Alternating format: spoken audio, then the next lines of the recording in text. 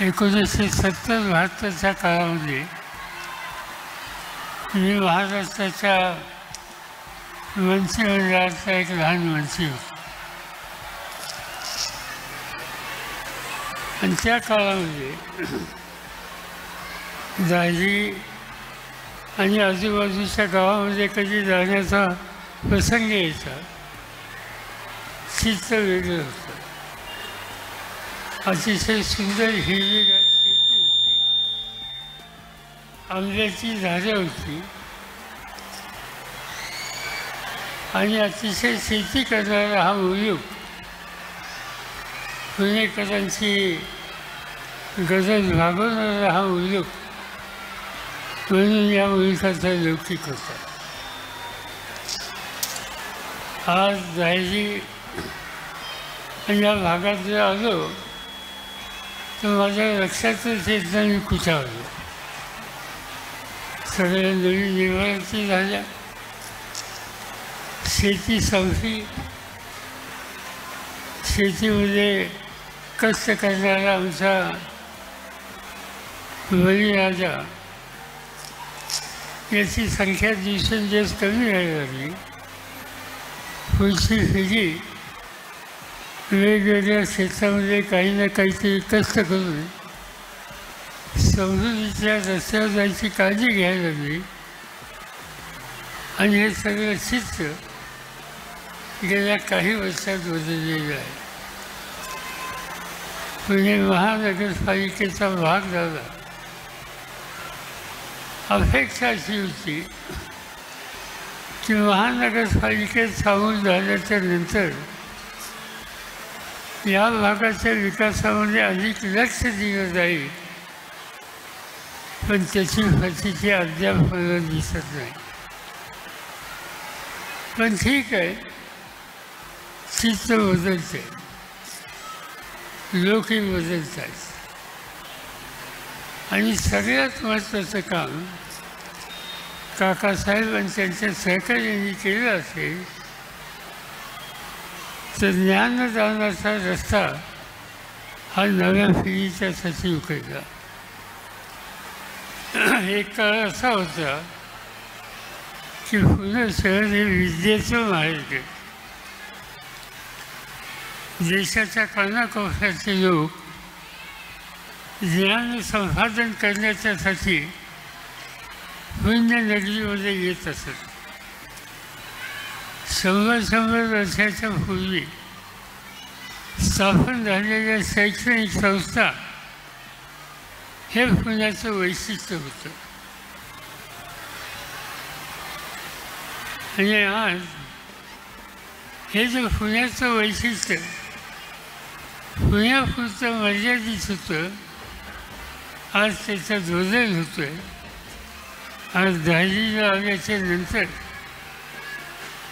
ही धारेश्वर विद्या आणि क्रीडा प्रतिष्ठानच्या वतीनं ही अतिशय सुंदर वास्तू आणि सुंदर शैक्षणिक संस्था काकासाहेब आणि त्यांच्या सहकार्याने उभं केली.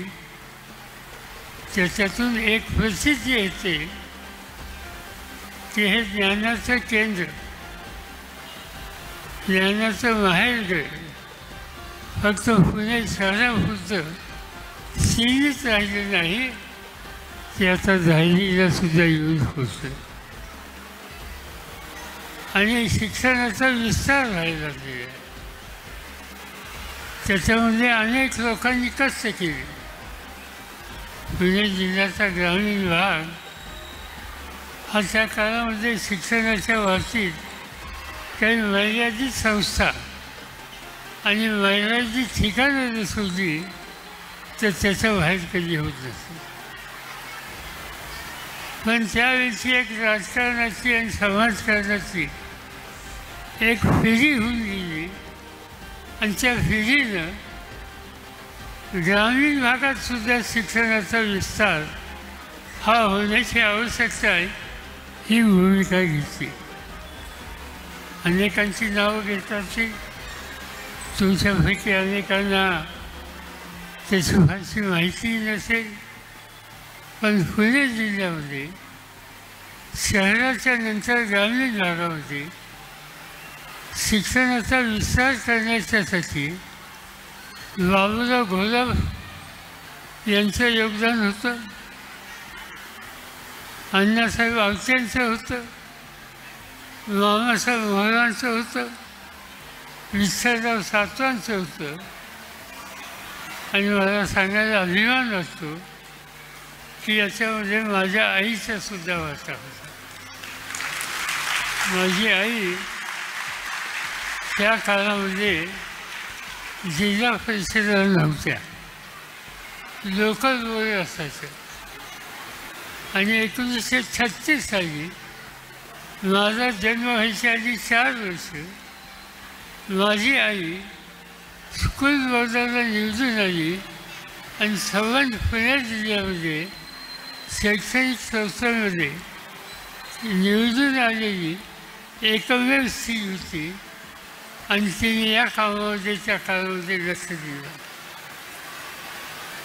कधी कधी मला सांगायला गंमत वाटते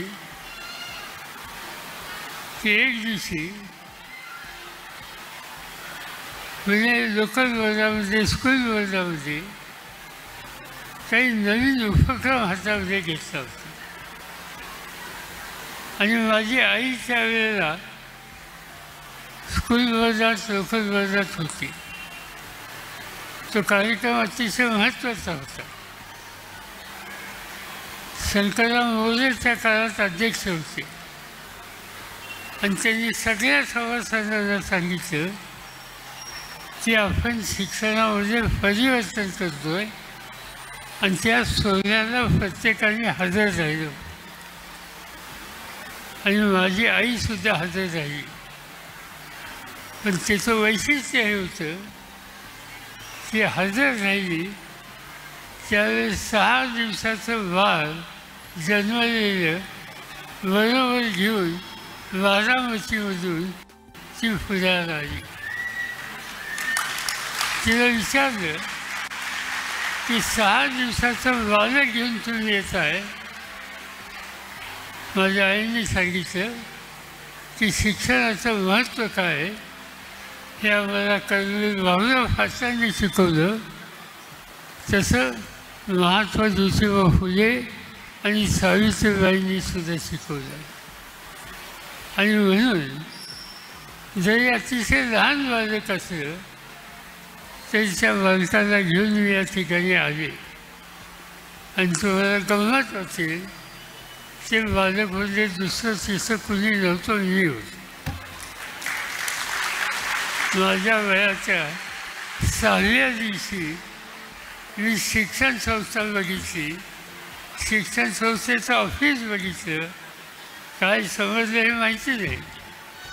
पण त्याच्यानंतरच्या काळामध्ये मी कधी कधी विचार करतो की आज मी रयत शिक्षण संस्थेचा अध्यक्ष आहे. रयत शिक्षण संस्थेमध्ये 4 लाख मुली शिकतात. आज रयत शिक्षण संस्थेमध्ये 35पेक्षा जास्त कॉलेजेस आहेत आणि 350पेक्षा अधिक शाळा आज त्या ठिकाणी ज्ञानदानाचं काम करतात. आज मी पुण्याच्या शाहू कॉलेजचा अध्यक्ष आहे. आज मी बारामतीला विद्याप्रतिष्ठान नावाची संस्था आहे जिथं 35,000 मुली शिकतात, त्याचा मी अध्यक्ष आहे. मुंबईमध्ये मराठा मंदिर नावाची शिक्षण संस्था आहे ज्याच्या शाखा कोकणामध्ये आहेत, ज्याच्या शाखा सोलापूर जिल्ह्यात आहेत, ज्याच्या शाखा सांगली जिल्ह्याच्या जत आहेत. त्याही संस्थेचा मी अध्यक्ष आहे.